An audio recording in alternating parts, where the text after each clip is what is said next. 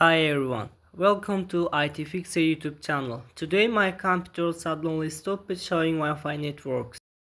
Let's fix this step by step. As you can see here, Wi-Fi icon is missing or showing a red X.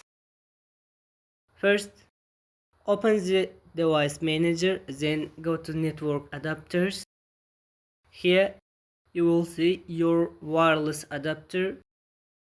For me it's something like Intel or Realtek. Right click on it and choose enable device. The next, done. Okay, but Wi-Fi still doesn't work. Let's go to the next step.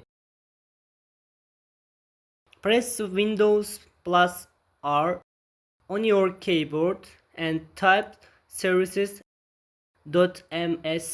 then press enter and roll down, find LAN auto config.